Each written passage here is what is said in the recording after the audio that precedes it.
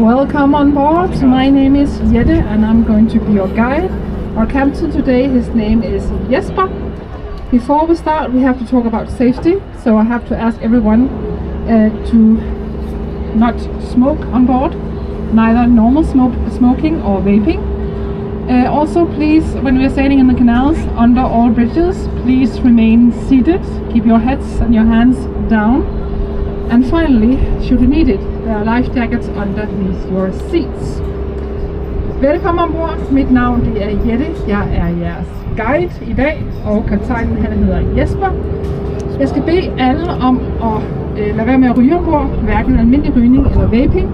Så skal jeg også bede jer om i kanalerne under bordene at blive siddende og holde hovedet og hænder nede i båden. Til sidst, skulle vi få brug for det, så er der redningsveste under jeres sæder. That makes this area roughly 350 years old. På trods af navnet, så blev Nyhavn faktisk udgravet ca. 350 år siden i 1673. Det blev udgravet af en stor gruppe soldater. Now, today it is full of tourists, such as yourself. This bridge we're coming to now is the Nyhavn Bridge. It is the lowest on the entire trip.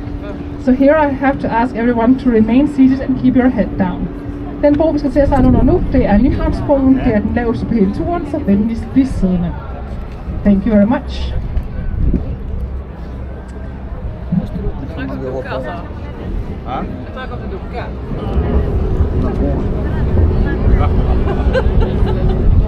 If you are tall, you might want to duck.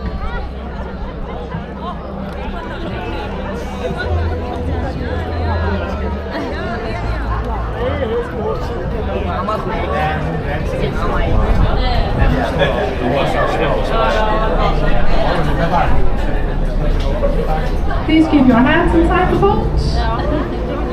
Otherwise you probably would want to really scrub your fingers clean afterwards. Just a little word of advice. Nå, tilbage til Nyhavn. I dag der er det fyldt med turister. Det er et meget turistet sted, men sådan har det ikke altid været. Nyhavn plejede at være et sted fyldt med sømænd. Det var ofte her, man kunne komme hen, når man var på landbrug. Det var før et sted med små havneknejper, slagsmål, tatovørforretninger, og så var det også et sted, hvor der førhen har været prostitution. Så tingene de har ændret sig lidt over de sidste par årtier. As you can see, we have a lot of traffic going in and out of this canal. We have our colleagues here. So that is why swimming is not allowed here, and if you should find yourself in a kayak or a rented boat later on the journey, later on your trip here in Copenhagen, just know it's a no-go to go into Nyhavn. There's simply too much traffic. Som I kan se, så er der rigtig meget trafik her i Nyhavn, så skulle man have lyst til senere at lege en go-boat eller en kajak, så skal I bare vide, Nyhavn, der må man ikke sejle ind. Der er simpelthen for meget trafik, så man skal blive inde i de andre kanaler og i havnen. Now, on the left hand side, we now have this modern looking building. This is from 2008. It is part of the Royal Theatre. It is the Playhouse of Copenhagen. And there are 3 stages inside, and the first play that was performed in here was Shakespeare's Hamlet. Her til venstre, der har vi skuespilhuset, der er bygget i 2008. Og det første skuespil, der blev opført herinde, jamen det var Shakespeare's Hamlet. On the right hand side, you can see this is a place where people really enjoy to get a little bit of suntan. This is the Paper Island. It has this name because there was a time when we had a big warehouse here full of paper. Her har vi Papirøen, hvor man virkelig godt kan lide at sole sig, som man kan se. Papirøen har fået det her navn, fordi det faktisk var et sted med en stor papirvarelig. Now these new apartment buildings have been built, and they are called the Toblerone houses because of their shape. De her papirøbygninger, de har fået tilnavnet Toblerone-huse på grund af formen sådan. This island, together with 4 other islands, made up the Navy area for 300 years, from the 1690s to the 1990s. Den her ø sammen med 4 andre udgjorde flådens område i 300 år fra 1690'erne til 1990'erne. On the right hand side, you can see these red houses with large roofs. This is the old mast sheds of the 1700s. This is where masts used to be kept when they were not flying on the ships. Vi kan for eksempel se her til højre, vi har nogle røde huse med nogle orange tage. det er de gamle mastskuer. Så det er altså her, hvor flåden meget opbevarer masterne i 1700-tallet, når de ikke var på skibe. Today we are using them for other things. Most importantly, there's a bakery over there. I dag er der i de her huse mange gode ting, blandt andet Harts bageri. This building is the Opera of Copenhagen, also part of the Royal Theatre, and this one is a little bit older than the Playhouse. This is from 2005. Her har vi operaen, der blev bygget færdig i 2005. Og den er ligesom skuespilhuset også en del af det kongelige teater. It was a gift to the city from the Maersk shipping line and was designed by Henning Larsen. Bygningen var en gave fra Maersk folket til København, og den er tegnet af den danske arkitekt Henning Larsen. We have 3 golden lamps inside there in the restaurant. Those 3 golden lamps consist of hundreds of prisms. You can really see them when it's dark. These are designed by a famous Danish Atlantic designer called Olaf Eliasson. De 3 store gyldne lampe inden de er sat sammen med rigtig mange prismer. Og lige præcis de her 3 lamper, de er designet af den danske designer Olaf Eliasson. In the distance, now on the right hand side, we have a big grey building complex. Not yet. We have a big grey building, with a chimney on the side. This is an incinerator, and it is a very efficient one because what comes out of that chimney over there, it's 98% water. It's mostly just steam and only very small amounts of CO2. Her til højre, der har vi forbrændingsanlægget Amager Bakke, der er meget effektivt. Det meste af det, der kommer ud, er den store skorsten der på siden. Det er altså mest bare vanddamp. On this building, we also have on the top a small cafe. We have a climbing wall over there, and on the left side that slopes downwards, we have an artificial ski slope as well. When we don't have any mountains in Denmark, and all of the big hills are in Jutland, then we have to build our own ski slopes, as you see. Vi har også på toppen af bygningen en lille café. Vi har en klatrevæg på den ene side, og på venstre side, den der går nedad, der er der en kunstig skiløjpe også. Det er den, der hedder Broken Pillar.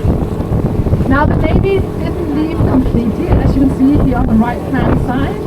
The big grey ship is still an active part of the Navy, while the 2 ships at the end, the green one and the grey one, they are no longer active. Her har vi flådens område. Flåden har altså stadig en lille tilstedeværelse her i København stadigvæk. Det grå skib her til højre, det er stadig aktivt. Hvorimod at her til venstre, der har vi 2 andre, det grønne og det grå, det er ikke længere aktivt. Så de var brugt under den kolde krig. The 2 ships here on the right hand side, they were used during the Cold War.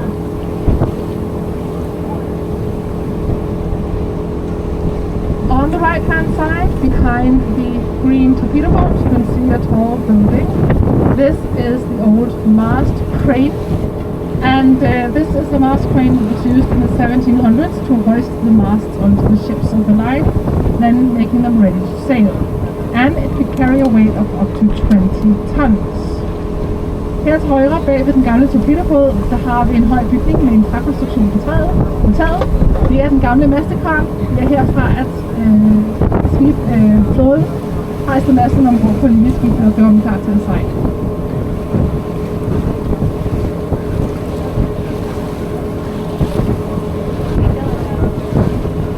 On the right hand side here we have the royal ship Dannebrog, one of only 2 active royal ships in the world. Her har vi kongeskibet Dannebrog, der kun er en ud af 2 aktive skibe i verden. If the gold trimmings weren't enough to persuade you that this was a royal ship, there was a crown there at the stern underneath the beam. Hvis det ikke skulle være nok, at der er de her gulddekorationer på siden, der viser det et kongeskib, så læg mærke til her for skævt, der har vi et lille krone. Also, you have buoy number 1 here. This ship is the only one that is allowed to moor right here. I kan også se, her har vi den gule buoy nummer 1. Kongeskibet er det eneste skib, der må fortøje sig lige der.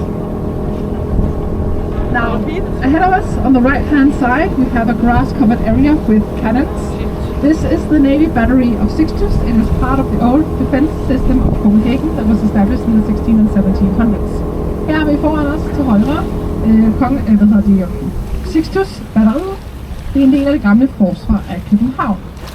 Salutes are being fired from this place morning and evening to give signal to ships in the harbor. And when to lower and hoist their flags. And that is the two small grey ones in the middle. Her til højre, der kan I se de to små grå kanoner i midten. De bliver brugt til daglige salutter morgen og aften. Behind this area you can see the houseboat harbor, formerly known as the sea mine trench. This is the only place, or this is the biggest concentration of houseboats we have in one place in Copenhagen. Her bagved Sixtus, der har vi husbådehavnen i området, der før var kendt som Søminegraven. Men det er altså der, vi har den største koncentration af husbåde. As you can see, also here in Copenhagen Harbor, it is safe enough to jump directly into the water and swim. The water is clean enough. Som I kan se, så er der også et sted, hvor man kan svømme i havnen. Det er jo sådan, så at Københavns havn i dag er blevet så rent, at man kan svømme i vandet. De fleste dage. On the right hand side we have Haleø, and this once was the seat of a very big, very influential shipyard called B&W. Who might stand name? One point in history, in the former century, this was the biggest employer in Denmark. Her til højre, der har vi Haleøen, det her hvor vi havde det kæmpe store skibsværft B&W, som på et tidspunkt i de forrige århundreder, i forrige årtusind, var en af de største arbejdspladser i Danmark, hvis ikke den største. Today in this area we have other activities happening. For instance, this is where we have a festival for metal and rock music, and also the street food market called Refn here on the right hand side.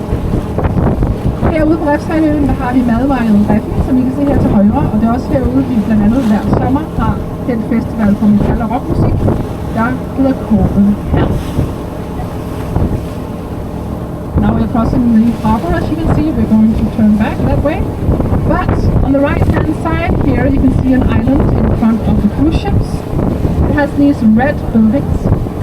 That is the fort of Trekroner. This is also part of the old defense system of Copenhagen. For this was established in the early 1800s. Her til højre der har vi Trekroner-fortet. Vi har en lille ø, kan se her til højre med røde bygninger foran krydstogtskibene. Trekroner-fortet er en del af det gamle forsvar i København, der blev startet i starten af 1800-tallet, og som også inkluderer flere fort. It was not only this fort that was built, there are also several other sea forts further out into the water between Denmark and Sweden. 3 or 4 extra, if I remember correctly. Now we are coming closer to a very famous lady. It is of course the Little Mermaid. If you can't see her, just look for the crowds. As you can see, very popular lady. I kan måske lige fra mest se de mange mennesker i øjeblikket, men den lille havfru er altså lige her foran os. Lige om lidt, så kommer hun til at være på højre side. In a moment, she will be on the right hand side, on the starboard side of the boat. She is from 1913, and she was a gift to the city from the Carlsberg Breweries. Hun er fra 1913, og hun var en gave til byen fra Carlsberg-bryggerierne. Now, unfortunately, the Little Mermaid has been a victim of vandalism on several occasions. For instance, she's been painted over several times, she has lost an arm, and twice she has lost her head. The last time she lost her head, we couldn't find it again, so we had to make a new one for her. Den lille havfrue, hun har desværre været udsat for vandalisme af flere omgange. Blandt andet er hun blevet overhældt med maling flere gange. Hun har mistet en arm en enkelt gang, og så har hun mistet hovedet 2 gange. Den sidste gang hun mistede det, der var man nødt til at lave et nyt til hende. Also, some people can find her a little bit disappointing because of her size. They think she's bigger. And she was actually voted in some kind of travel article, I think it was, to be the second most disappointing attraction in Europe. The only one that was slightly more disappointing than her, according to this article, was a statue of a little boy peeing in Brussels. But he's also smaller than she is. Den lille havfrue kan nogle gange godt skuffe nogen, fordi de tror, hun er større, end hun rent faktisk er, men hun er jo rent faktisk den lille havfrue. Og der har også engang været jeg tror det var et rejsemagasin eller en artikel et eller andet sted, hvor man engang blev kåret til at være den anden mest skuffende attraktion i Europa. Og den eneste, der efter sigende ifølge den her liste skulle være en lille smule mere skuffende end hende, men det er en statue af en lille dreng trisser i Bruxelles. Now, on the right hand side here in front of us, we have a seaplane. These seaplanes are primarily used for sightseeing above Copenhagen. Sometimes they are also flying to the second largest city in Denmark, Aarhus in Jutland. Often with people who might have to go over there for a meeting. It only takes 40 minutes by this plane. Her har vi vandflyveren. Den her vandflyver bliver primært brugt til sightseeing ovenover København, men nogle gange så flyver den også til Aarhus. Det tager kun 40 minutter cirka med flyden her. Så næsten 3 timer med toget. With the train it will take almost 3 hours. On the right hand side here we have a church tower, or the top of the church tower. That is the church of St. Albans. It is the Anglican church here in Copenhagen, the English church. Vi kan se et kirketårn her, toppen af det. Det er St. Albans kirken, og det er altså den engelske kirke her i København. In the vicinity of St. Albans we also have the Museum of Danish Resistance, as well as the biggest fountain in Denmark, the Canal Fountain. I nærheden af den her kirke, hvis man skulle lyst til at se det også, så har vi Frihedsmuseet, og vi har også i nærheden det største springvand i Danmark, nemlig Gefionspringvandet. On the right we have these two small grey pavilions. It is from these pavilions that the royal family goes on board the royal ship. So they have these small boats that sail from the bigger one here, pick them up, sail them back.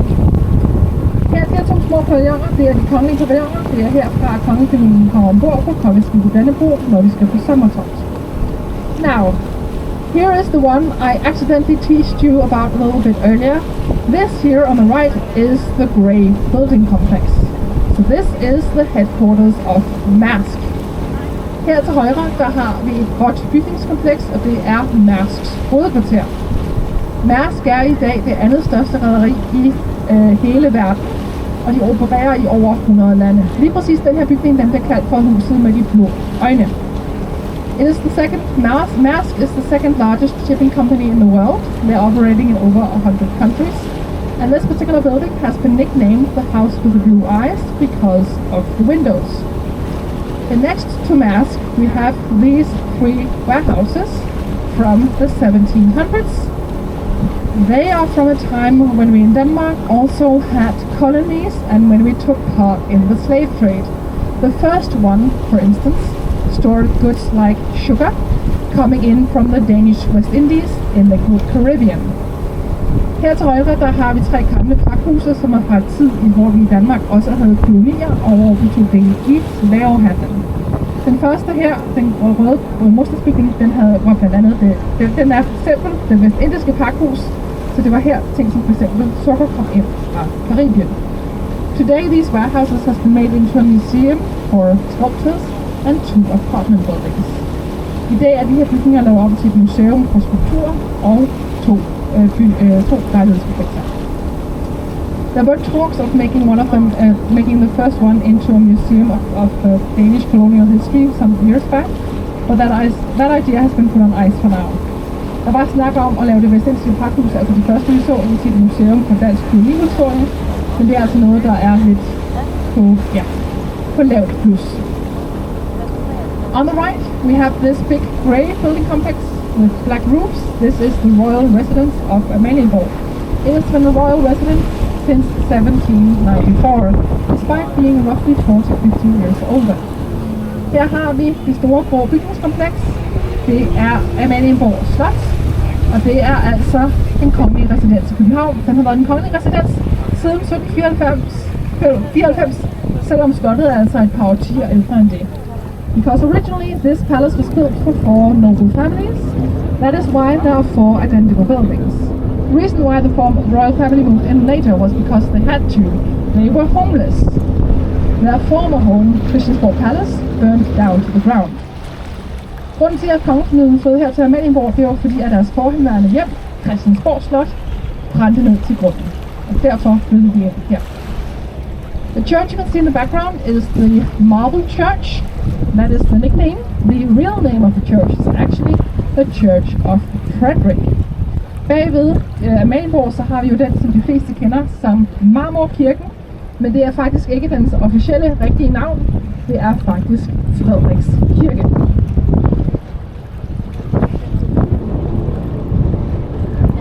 The church is named after one of our former kings, Frederick V. He is also the one that is shown at the sculpture in the middle of Amalienborg Palace. Kirken er opkaldt efter en af vores tidligere konger, Frederik V, som også er ham, man kan se på Rudolf-statuen i midten af Amalienborg Slotsplads. Og det er ham, som hele Frederiksstaden i det her område er opkaldt efter. Now, we are sailing towards the area in front of us. This is the area of Christianshavn, and it means the harbor of Christian. It is named after one of our most famous kings, Christian IV, who reigned for 50 years in the 1600s. Foran os, der har vi Christianshavn, og det er der, vi skal sejle ind om lidt, Christianshavns Kanal. Christianshavn er opkaldt efter Christian den 4., vores mest kendte konge, som jo regerede cirka 50 år i 1600-tallet. Den konge, som er meget kendt for at bygge rigtig mange ting. Men han grundlagde altså bydelen her i starten af 1600-tallet. You can always recognize this area by the church tower with the golden staircase. That is the Church of Our Savior. From the ground level and all the way to the top, there is about 400 steps all the way. Man kan altså genkende bydelen på kirketårnet. I kan se der foran os. Det er vores Frelsers Kirke. Fra gadeplan og hele vejen op til top, der er der altså cirka 400 trin. Now, as soon as we come into the canal, you might see a small resemblance to the Dutch capital. That's on purpose. It's not a coincidence, because when this area was built, the king and his men were very inspired by the Dutch. So much that they even employed a Dutch architect to help build the area. And a little extra info, the whole area is completely man-made. This area here on the left used to be all water. Når vi lige om lidt sejler ind i kanalen, hvis I synes det godt kan minde en lille smule om...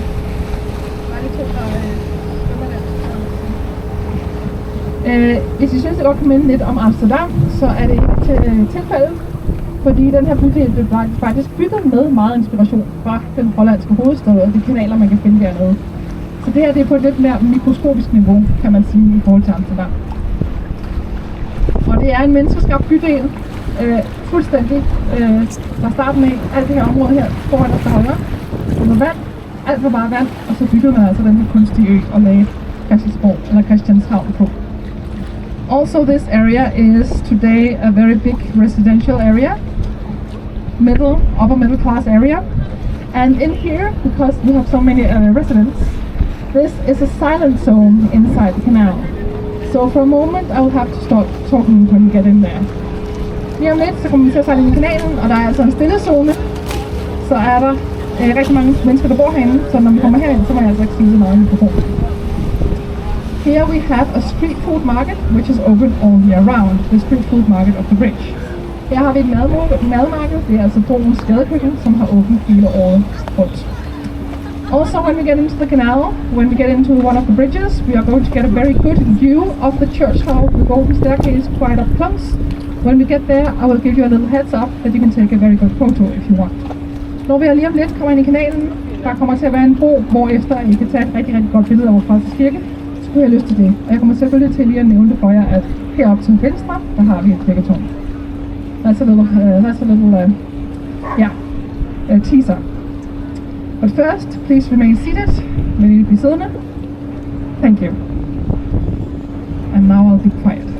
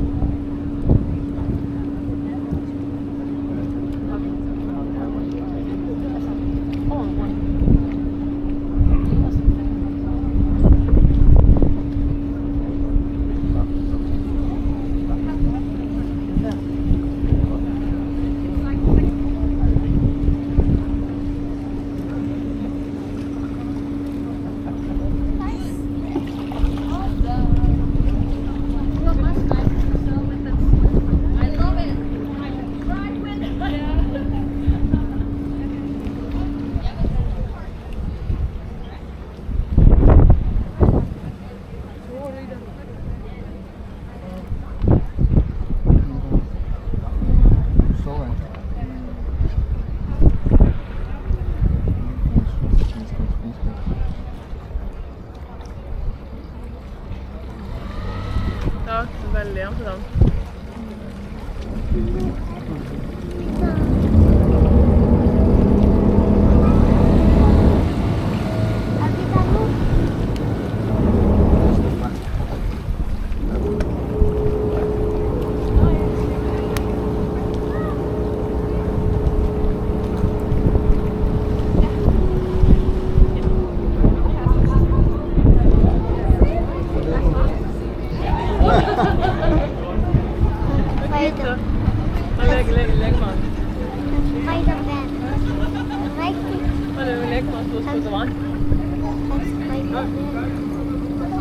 Jeg har 8 squirts tilbage.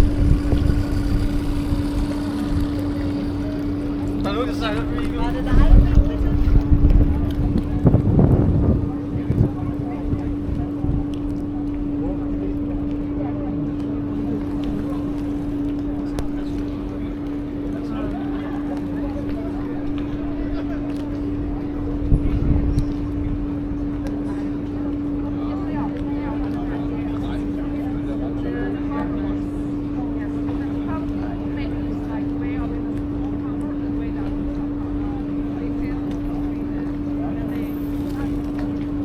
Kirka.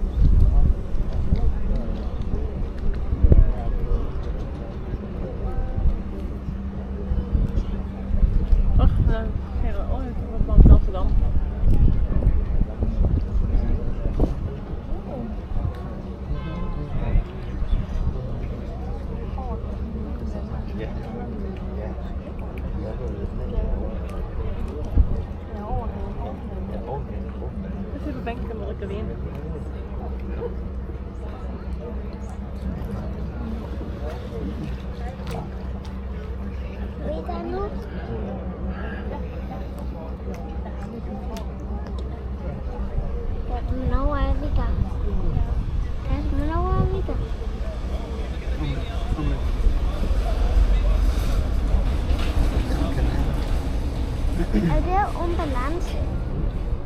Det står Sygt tømmål. Og det er dejligt. Og det er dejligt at sejle i skæret. Kan du lide det? Ja, det er stadig. Det er okay for os til.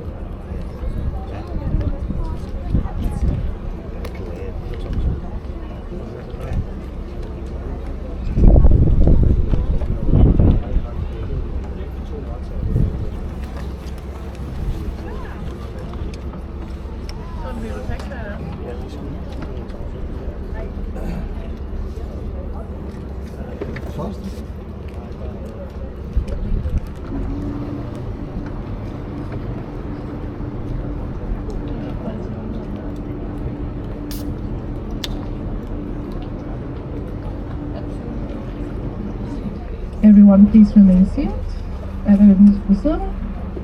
Thank you.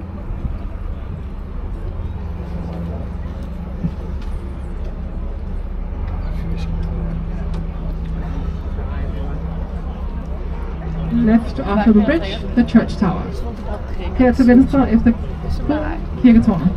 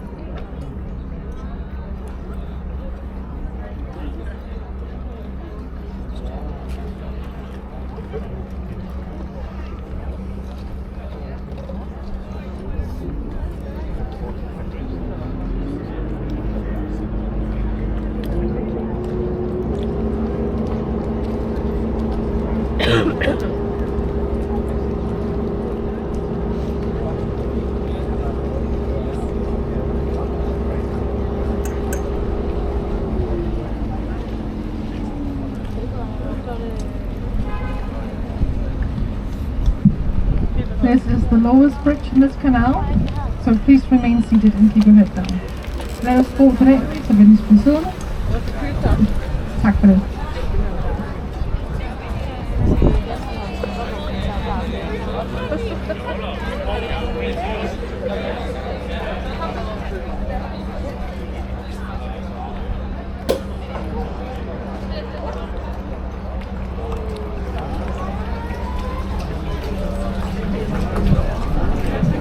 Please remain seated.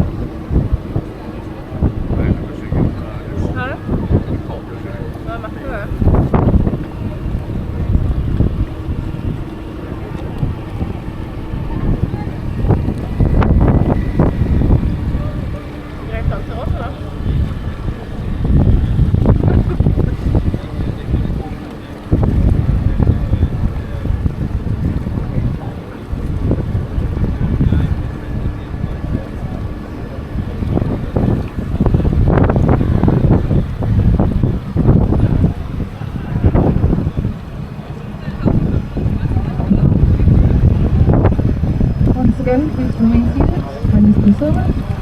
Tak for det.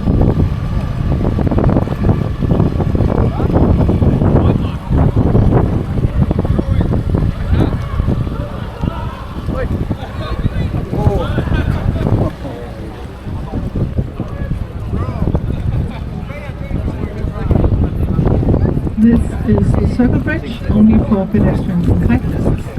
Det her det er for cykelbroen, den er kun for cyklister og gående. Like the lamps in the opera, this bridge is also designed by Olafur Eliasson. Ligesom lamperne i operaen, så er de også designet af Olafur Eliasson. Now, ahead of us we have the Black Diamond, which is an extension to the Royal Library. Her har vi foran os til højre den sorte diamant. Det er en tilbygning til biblioteket, altså til det kongelige bibliotek. In a few moments you can see on the right behind the old library building some trees, and that is the library garden.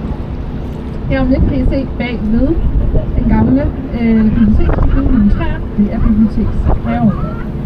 Back in the 1600s, instead of trees, here we had ship's masts. It used to be a little harbor there connected to the Navy. Der hvor vi har bibliotekshaven i dag, der plejede at være en lille krigshavn, der var forbundet med flåden. Så en gang i 1600-tallet, i stedet for træer, så var der altså skibsmaster, der var herinde.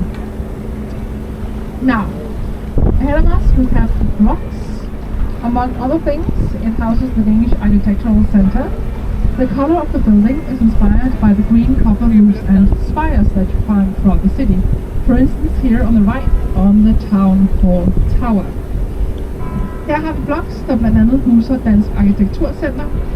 Farven på bygningen er inspireret af de grønne kobbertag og spir, man finder rundt om i København.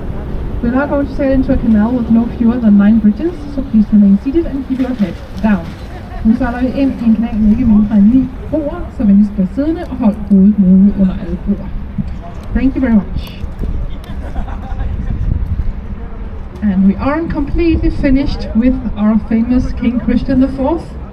In this canal we are going to see 3 more of his buildings. The first one coming here on the right hand side. Vi er ikke færdige med Christian 4 på vores spor. Vi kommer til at se 3 flere bygninger, som han har bygget. Og den første af dem bliver den her til højre. This is the old brew house, which has one of the biggest roof constructions of its time period in Northern Europe. And in contrast to the name, they actually didn't make beer in here, but it was a place where beer was stored. Her har vi, please remain seated, venligst bliv siddende. Thank you. Her til højre, der har vi Christian den 4's bryghus, som har en af de største, hvis ikke den største tagkonstruktion fra den her tidsperiode i hele Nordeuropa. Og på trods af navnet, så var det altså ikke et sted, man bryggede øl. Det var et sted, hvor øl blev opbevaret. Today there are several sculptures in there. Sculptures that used to be in the garden of Fredensborg Palace, which is the royal residence. But they were moved in here because they started to deteriorate too much due to the weather. I dag der er der derinde lapidarium, og det er altså herinde, hvor vi har nogle skulpturer, der plejede at stå i Slotsparken oppe ved Fredensborg. Skulpturer, som altså begyndt at blive nedbrudt for meget af vejr og vind, og de er altså flyttet her inde i bryghuset. Now, we have some houseboats in this canal, but we do also have a boat that has been transformed into a massage parlor. So if you have some aching muscles, you can visit Aniara, which is here ahead of us on the right. Vi har nogle husbåde, som I kan se her i kanalen, men har man en lidt øm ryg, måske nogle ømme muskler, så kan man besøge en massageklinik, som er her foran os til højre. So just stopping to let a kayak pass. Lots of traffic. They're much smaller than we are, so we have to be very careful of pilots especially. De er meget mindre end vi er, de her kajakker, som skal passe på, når de kommer til at køre. But here we have the massage parlor. Her har vi altså massage, som vi kan længe af herfra. I've been there twice. I can highly recommend. Jeg har været der 2 gange. Det kan anbefales, vil jeg lige helst sige. Please remain seated. Venligst bliv siddende. Thank you. We We get a good little square of chocolate and some tea afterwards. Quite nice. Man får noget virkelig lækker chokolade og en lille kop te efterfølgende, efter ens behandling. Now, I mentioned earlier that Christiansborg Palace had burned down. That was the main part of the palace that perished. The side buildings, they survived. And those are the buildings you can see up here on the right. They also go around that way. Go to the right, please. Christiansborg Slot brændte som sagt tidligere, som jeg sagde, i 1794. Sidebygningerne, de har overlevet, og det er altså dem, I kan se heroppe til højre. Vi går også den her vej rundt. Please remain seated, so we can see them. Thank you. And now this bridge we're sailing under is the Marble Bridge. It is today the oldest existing bridge in Copenhagen, dating back to the 1740s. Den bro, vi lige har sejlet under her, det er Marmorbroen, og det er i dag den ældste eksisterende bro i København. The next bridge we're going to sail under is the Store Bridge, and this is the most narrow bridge on the entire trip. So here it is very important that everyone keep their hands and their elbows inside. Hands inside, please. They're at the end. Hands inside, ma'am. Hands inside. Thank you. And on the other side, det er en meget smal bro, så alle skal have deres hænder og deres albuer indenbords. Thank you very much. As you can see here, when we go in, we have these black lines on the side. That is where we sometimes hit with the boat. So you really do not want to get anything in between there. I kan se her, at de sorte linjer på broen, det er her, hvor vi nogle gange rører med båden, så I vil helst ikke have jeres hænder i klemme der. Now our captain is going to do a 90-degree turn. He needs his full attention. Those of you sitting at the end of the boat, close to the water, be extra mindful of your head. Jer, der sidder for enden af båden, tæt på vandet, pas på jeres hoveder. Vores tegn kommer nu til at gøre en 90 graders vending, så vi kommer til at være lidt tættere på båden. Han har brug for sin fulde koncentration.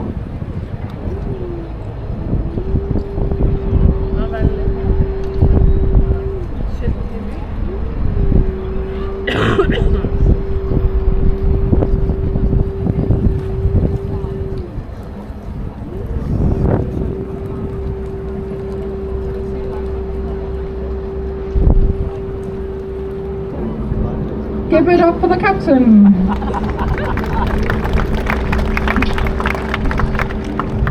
Now, in some more of these side buildings, here on the right, we still today, back like in the 1700s, have the royal stables. The only difference being that back in the 1700s, inside, about 200 horses. Now, there's about 12 at maximum. So you do tend to rely a little bit more on cars these days, of course. Her har vi nogle af sidebygningerne af Christiansborg, det gamle Christiansborg. I nogle af de her sidebygninger, der har vi dengang som nu stadig de kongelige stalle. Den eneste forskel er, at dengang i 1700-tallet, der var der cirka 200 heste. Nu er der cirka 12. Så der er lidt flere biler end der er heste, tror jeg nok. Sikkert. On the right hand side here we have this big yellow building. This is the Thorvaldsen Art Museum. Now Bertel Thorvaldsen, he was a famous Danish sculptor in the first half of the 1800s. His artwork is all over Europe, including in St. Peter's Basilica in Rome, where he made a memorial to Pope Pius VII. Her til højre, der har vi Thorvaldsens Museum. Bertel Thorvaldsen, han var en kendt dansk billedhugger fra første halvdel af 1800-tallet. Man kan finde hans kunst over hele Europa, blandt andet i Peterskirken i Rom, hvor han har skabt et mindesmærke til Pave Pius den 7. And on the left hand side, here we have the old beach. Here, for 300 years, we had a very big within Denmark, famous fish market. It closed down, the last booth, only about 20 years ago, and we now have erected a statue here in honor of these fisherwomen. Her til venstre, der har vi Gamle Strand, hvor vi i næsten 300 år havde et stort fiskemarked. Den sidste båd lukkede for cirka 20 år siden. her til venstre kan I se en skulptur, der ligesom minder os om det her fiskemarked. We also have another sculpture here on the left, that is of Bishop Absalon. Skulpturen her til venstre, det er biskop Absalon. Please remain seated. Venligst bliv siddende. Thank you. Bishop Absalon, in 1167, he received this area as a gift from his very close friend, the king. And here on this island, he expanded and built a fortress. Absalon, han fik det her område som en gave af kongen, Valdemar den Store. Og der byggede han en borg her på Slotsholmen i de år. And more or less since then, Copenhagen has steadily grown bigger and bigger and bigger. Og siden dengang, der er København altså mere eller mindre vokset sig langsomt større og større. Now, more or less since the 1400s, this island and especially the buildings on this spot has been the power center of Copenhagen. Royal residences, but today it is the Parliament building. Her på øen, der har der været magtcentrumet i Danmark cirka siden 1400-tallet, da Erik Pommern flyttede hovedstaden hertil permanent. I dag der er det jo selvfølgelig ikke længere en kongelig residens, men Folketinget. The building we see today is actually not very old. It's only from 1928. Bygningen vi ser i dag er faktisk ikke så gammel, den er kun fra 1928. Everyone please remain seated. Alle venligst bliv siddende. Thank you. The original palace that was built in the 1700s were bigger. It was at least or approximately three levels higher, 3 stories taller. Bygningen, som oprindeligt var der, som brændte ned, den var større end det Christiansborg, man ser i dag. Det oprindelige Christiansborg havde 3 etager mere ovenpå. And now, once again, the last 2 buildings by King Christian IV. A church which formerly was a smithy for anchors, and the old stock exchange on the right-hand side. Endnu 2 bygninger bygget af Christian IV. Holmens Kirke, der faktisk startede ud som en ankersmedje, og børsen. Now, this stock exchange for 400 years was known as the building that couldn't burn. That all came to an end last year when 2/3 of the building burned down to the ground, more or less in April. I 4 år der var børsen kendt som bygningen, der ikke kunne brænde, og det stoppede selvfølgelig i sidste år i april, hvor 2/3 af bygningen forsvandt. No one was harmed in the fire. More than 90% of the important historical paintings inside were saved. But it was a very, very sad day, and I think it was about 2 weeks afterwards you could still smell the smoke in the air. Ingen kom til skade, og 90% cirka af de historiske malerier indvendigt blev reddet fra bygningen.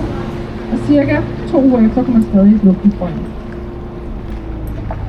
On the left-hand side, we have a building being renovated at the moment. This is the National Bank of Denmark, designed by famous Danish designer Arne Jacobsen. Because it is being renovated at the moment, it doesn't function right now as the National Bank. The National Bank operates from elsewhere. Her til venstre, der har vi Nationalbanken, der er tegnet i 1978 af Arne Jacobsen. På grund af, at den er i gang med at blive renoveret, så opererer den ikke som Nationalbank i øjeblikket. I stedet for at operere den som kontor i Nordhavn på nuværende tidspunkt. Here on the right hand side, we have Kayak Republic, where you can rent kayaks. Her til højre, der har vi Kayak Republic, hvor man blandt andet kan lege kajakker. Please remain seated, venligst bliv siddende. Thank you. But again, remember what I told you earlier. Do not sail kayaks into Nyhavn. Og igen, hvis I vil lege kajakker herfra, ikke sejl ind i Nyhavn. On the right hand side here we have 3 greyish buildings. This is the Danish Foreign Ministry. Her til højre der har vi 3 store grønne bygninger. Det er Danmarks Udenrigsministerium. And once again we have the church tower as with the golden staircase. Og endnu en gang har vi kirketårnet. You can see we have the pride flag up today. We also have the pride flag on our boat. And actually today we just had the pride procession. It's over by now, but that is happening today. Som I kan se, så har vi Copenhagen Pride-flaget, og vi har også flaget her. Og i dag er det faktisk, at vi har haft den her Pride-optoget, der startede fra Frederiksberg Slot, eller Frederiksberg Rådhus, og det sluttede over på Rådhuspladsen.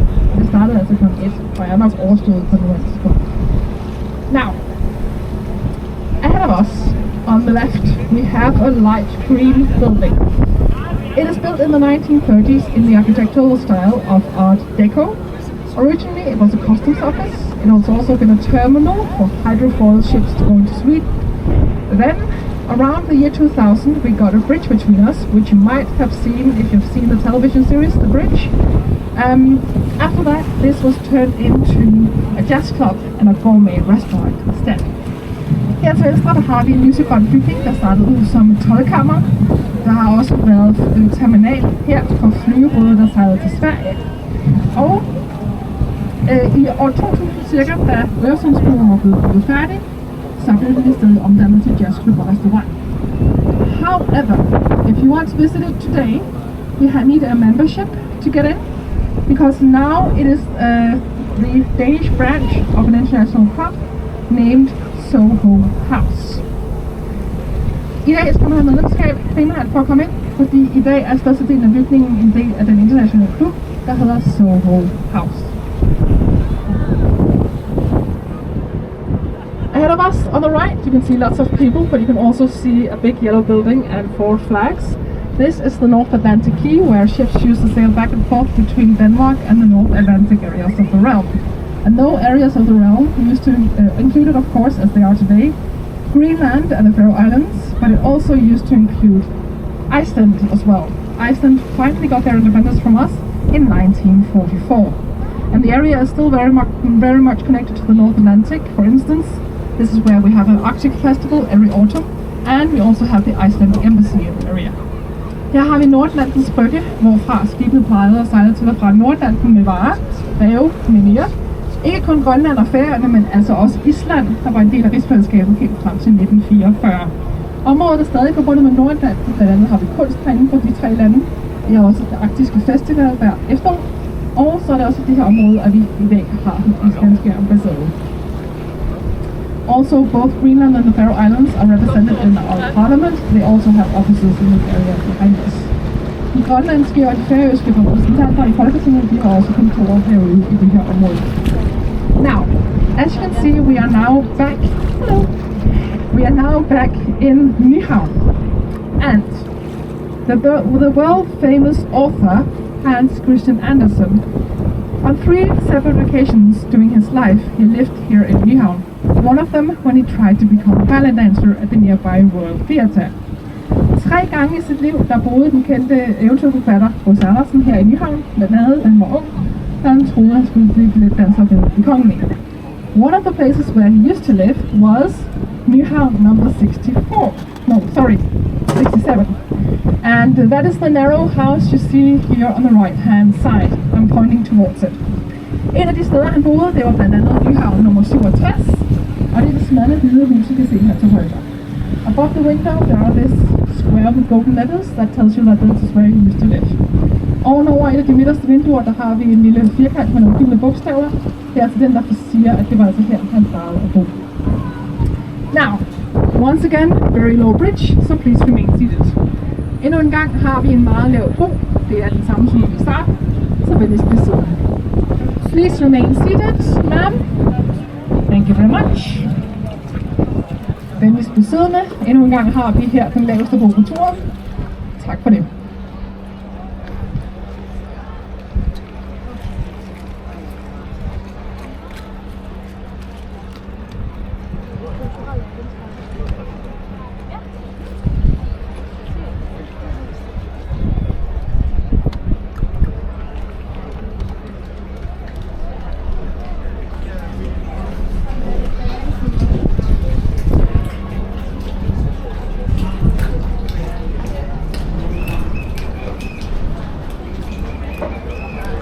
Now, we have 2 more things to tell you. So, in here in this area we have the most narrow house in the entire city. Because it is narrow and pointy, it has been nicknamed the pencil.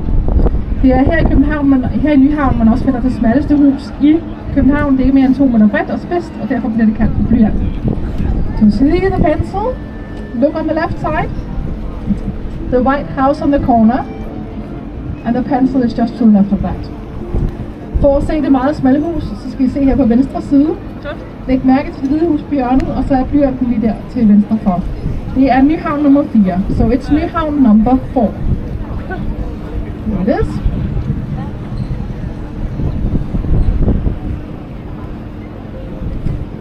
Now, the absolute last thing is that back in the day we had lots of tattoo parlors. One of them have survived. If you want to get a tattoo made here in Nyhavn today, look no further than Nyhavn number 17. It's in the basement. Har I lyst til at få lavet en tatovering som sømænd i gamle dage, så kan det stadig godt lade sig gøre i Nyhavn. En af de her tatovørforretninger er overlevet, og den er altså her til højre i kælderen på Nyhavn 17. That was everything. Please remain seated until we have docked the boat in 4 places. Det var alt, hvad jeg ville sige. Jeg skal venligst bede om at blive siddende, indtil vi har fået tøjet båden i 4 steder. Wait for a signal to leave. Venligst vent på vores signal, før I forlader båden. So thank you very much. Tusind tak. Thank you.